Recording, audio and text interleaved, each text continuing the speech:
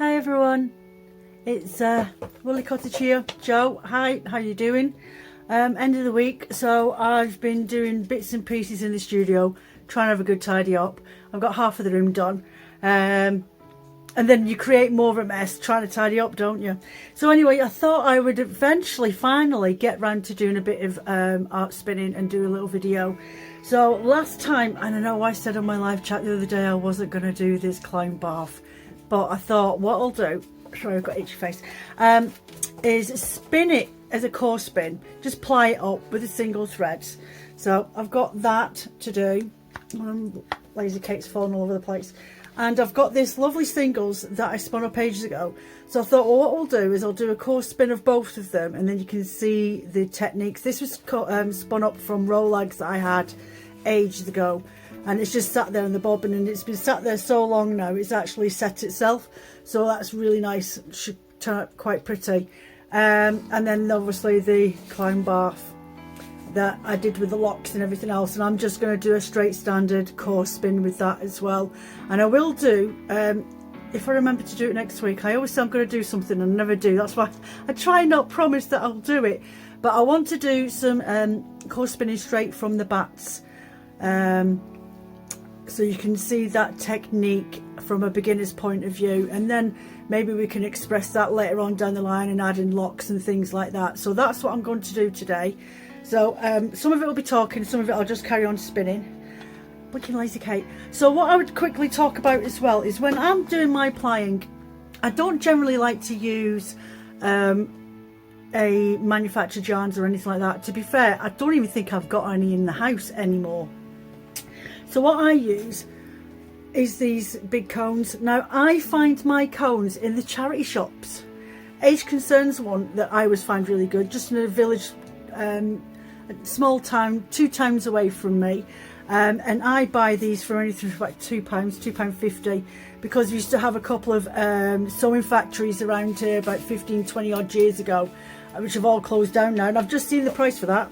It was £1 for that, and that's 100% acrylic.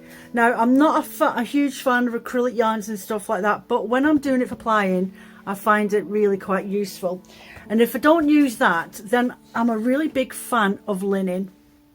So this is a cone of linen that I get from a small company in Yorkshire called Airedale Yarns. I will leave the link down below, but it's www.airedaleyarns.co.uk.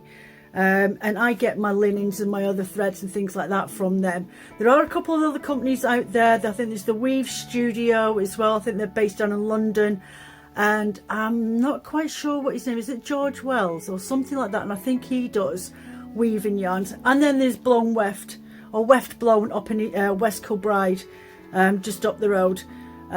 So they do yarns for weaving with as well. And I think Adelaide Walker have started to use stocking weaving cones with a thin yarn. Now I like using the thin yarn, especially this sort of thing, because when you're spinning with it, it doesn't cause a resistance for the core as much as it would if you were using a thicker, like if you, I'm trying to think, if you're using a manufactured yarn, and then when you start to spin in the opposite direction, it starts to undo itself, and I sometimes find that quite messy, especially if you want to spin core spin when you're doing it more loosely. Instead of at a 90-degree angle, you're doing it more of a 45-degree angle on your feeding onto the core. So I prefer to use the thinner yarns. Now saying that, you want a yarn that's actually quite strong. You don't want it to snap. So that's my linen. That's never going to snap. It's not going anywhere. And the great thing about linen is, though it's stiff when it's on the yarn, over time it softens right down as well. And it's environmentally friendly. This one here, acrylic yarn, sewing thread, whatever you want to use it. I've lost my end now. I did have the end of it. There it is. Now, though it can break, obviously, it can break if I really give it some force, but as a standard rule, that's not going anywhere. So that for me is ideal for spinning as well, for core spinning.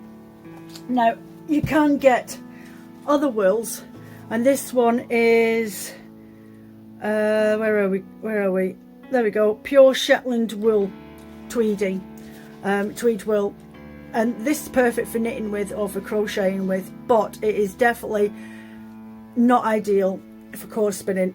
So I'll just, that's how easily that splits.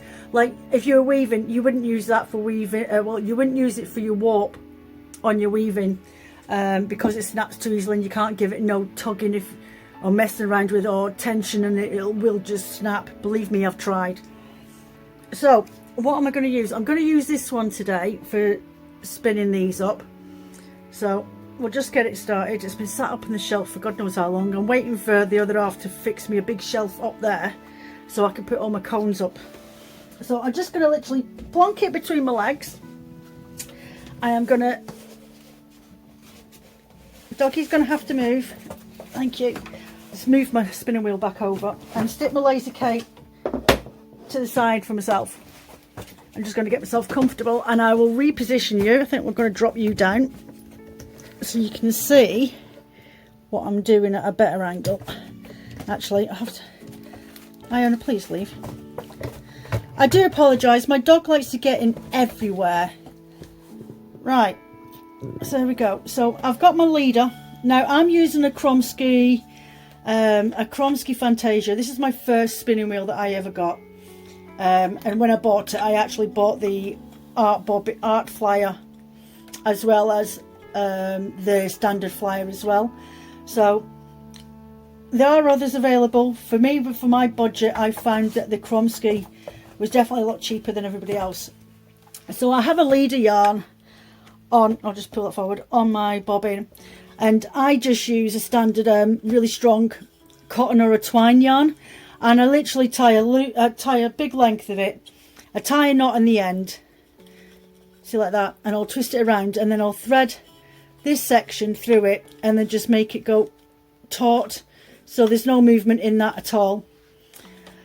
And then what it gives me is this end here, which I use as my leader thread, and I'll loop everything through there. You'll find some people will tie their yarns to their leader.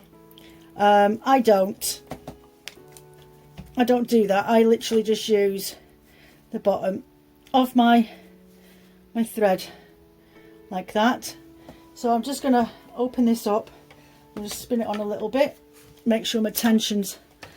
Now I like my tension on my spinning wheel to be slightly a medium when I'm doing my art yarns, or a medium pull. Some people like it quite a tough pull.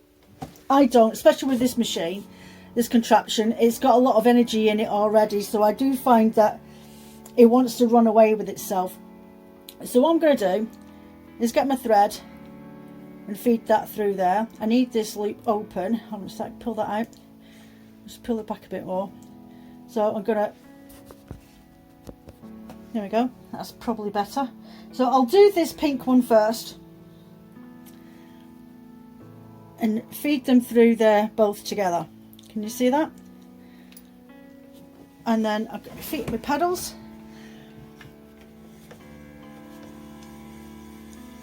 And start pulling it through. So what I want to do is make sure that my core is covered.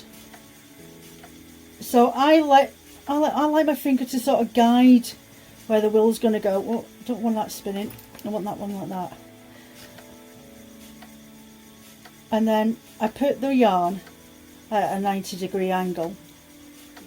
So it just sits and rests.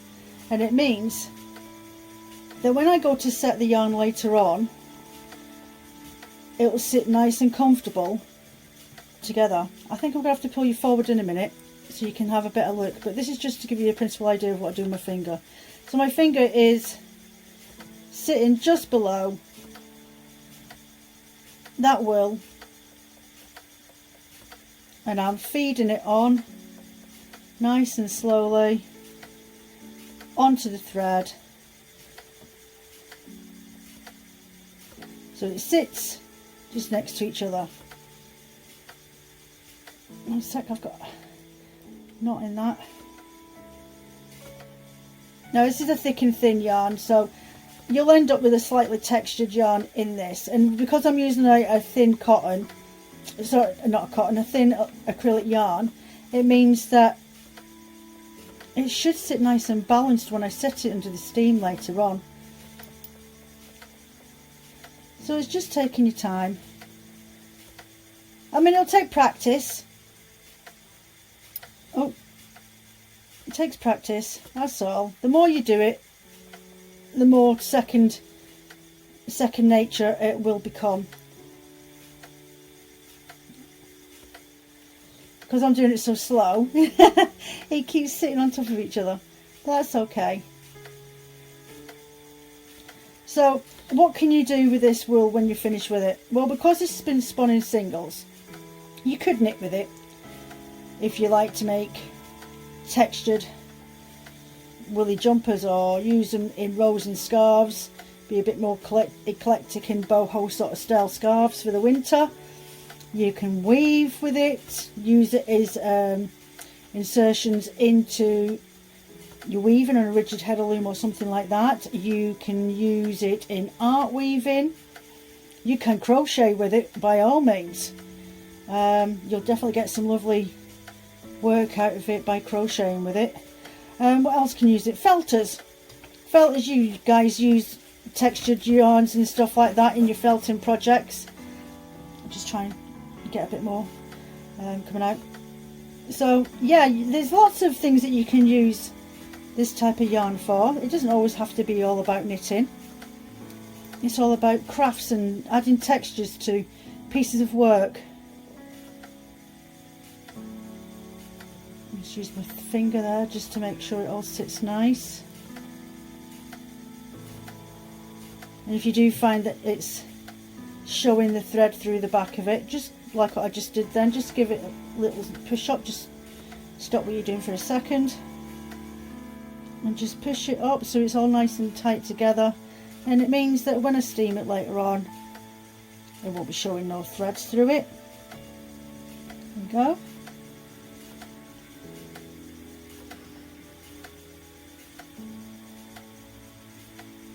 There we go, just keep going like that. Now you could come at an angle, I'll just do it slowly, so you can keep your finger down and then you'll end up, but by doing that you're losing the texture. So I want to keep my texture of my layers, my coils, because generally that's what you're doing, you're coiling the yarn onto a thread. So you are creating a type of textured single yarn. So I'll come in a bit more.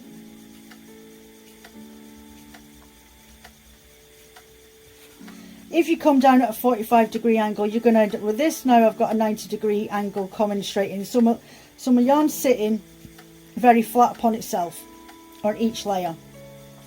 If I was to go in at a 45-degree angle, I'm going to end up with a 45-degree slight angle to these little layers that I'm doing now. I will bring in the camera in a sec so you can get a closer view of this. So just spin away.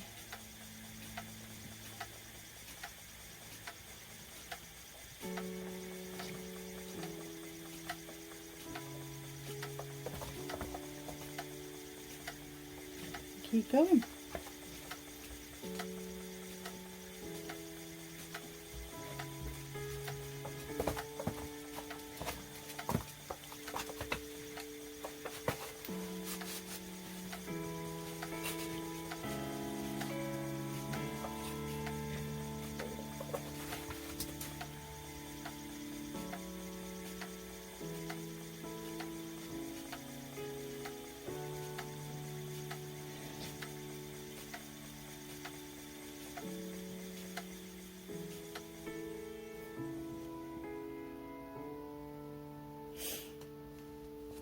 I'm just gonna, what I'll do is I'm gonna stop you now and then I'll fasten up the speed of this.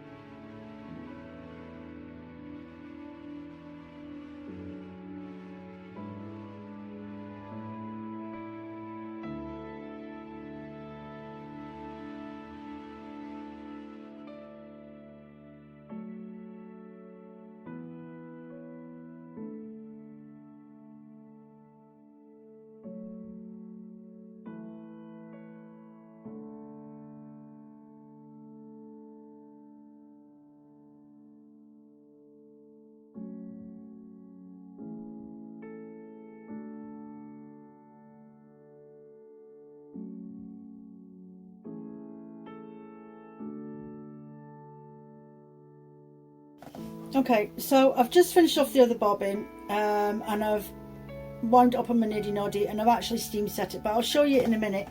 So the next one to do is this more textured yarn, which you might actually see it spin up properly. So I've already threaded through my acrylic yarn. I'm just going to use the exact same one again because it's not too bad. It's got a decent grip on there, and there is a ply on it, so it will grip the wool for me as I was spinning. So I'll just try and spin you around a little bit there. There we go, and you should be able to see what I'm doing. So I am plying in the Z direction. So I'm just going to take that up there, create a little bit of tension on my scotch, and once again I'm just going to do a simple straight on the coil, on the thread. Oh, might need to do a bit tighter, let that have a bit more uptake. There we go, and just let the wool fall into place just above my finger, and you can actually see that a lot better now. Here we've got some locks going in place.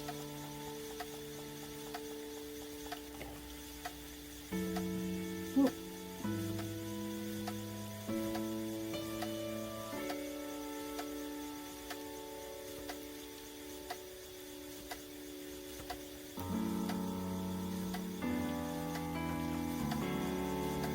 And just spin on.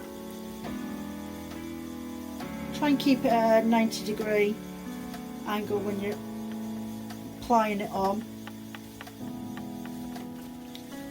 because if you do it at a slight 45-degree angle, it will sit slightly slanted, as I said earlier, and when you set it, the fibres sort of loosen all off, and it helps balance the yarn again when you steam set, especially with the art yarn. That's how I like to. I never wash my art yarns once I've spun them, but it loosens off the yarns and the plying to a point that they become nice and relaxed and balance really well. And sometimes if you have too much of a loose plying situation going on like this, leveling, it will slide, so you'll end up seeing bits of the thread underneath. I'm just going to tighten up a little bit more, try and get, I need this really to start pulling in, so I'm going to push it over a little bit more because it's starting to bump up a bit too much, and just keep going till the energy calms down a bit. There we go, that'll do. Oop.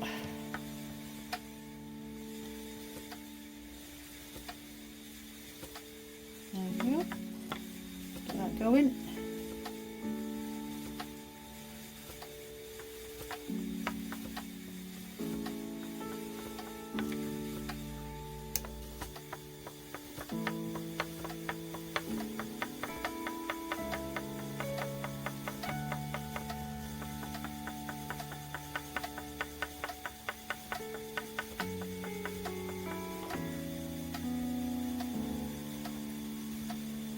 Keep going like that, and it's as simple as that. Just guide, and what I'm doing with the thread in my hand is I'm actually just holding it in place and let my thumb just keep it a little bit taut, but it's helping guide the thread without me losing control.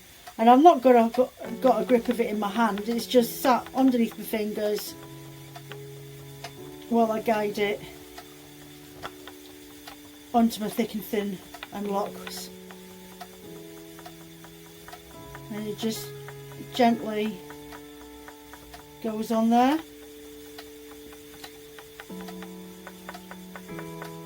Keep going. It's as easy as that. As I say, it just takes practice, learning the tension on your spinning wheel as well. That's it. I mean, doing art spinning, it's a great way for you to learn about your own spinning techniques, and if you're a very tense spinner and you feel as if you're all stiff afterwards because you're concentrating that hard, this is a really good way to help, what's the word I'm looking for, moderate the way that you hold your yarns, or the way, correct your own posture when you're spinning. Make sure that you're sat upright as much as you possibly can so you don't get aches and pains in your back and your shoulders, because your head's tilted forward. So, and it helps you just loosen off a little bit, I suppose. Just relax a little bit more, because you're letting the work be done by the will. All you're doing is guiding it. There we go, see? Just spin that along there. Keep at that 90-degree angle. You could do 45-degree angle as well, but as I say, all you're doing is creating a angle on your locks, an angle on your yarn, which means that it will loosen off more effectively when you're setting it, and you will see probably the threads underneath, which is fine if you've got a really pretty cone of wool like the black metallic stuff that I use with the glitter inside it. That's, I wouldn't mind that showing through, but this is just a sewing thread and an acrylic thread. It's nothing to write home about. I mean, it's nothing special. It's gold, it's pretty, but I would rather it didn't show through. I want the art yarn to show itself, so that's what I'm trying to do with this. So what I'll do is I'll stop you here, and then I'll just spin on and fast forward this section.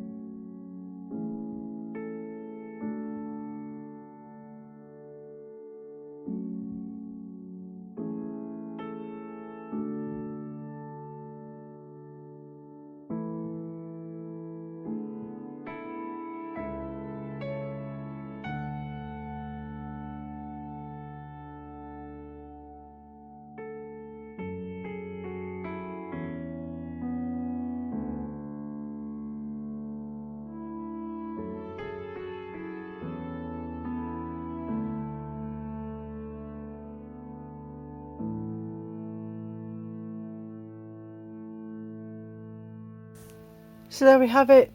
I've just steam set them, and look how lovely that they just hang there now. So they've got a really good balance on them. There's no curl, there's just the slightest twist, but you get that mostly with all yarns anyway. So that's turned out actually not too bad. So you can see how I got the yarn, the thick and thin, just to lie on top of each other. And as I'm steam setting it, they all tighten up together, and that excess energy just falls right out. But it has actually come out quite nice for Climb Bath. So yeah, it's quite pretty. And then that's the other one.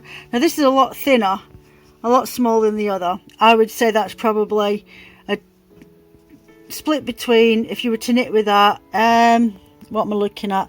Yeah, I would say like a average of a DK to a thickness of an Aran in there. But I mean, this is stuff that you really want to use in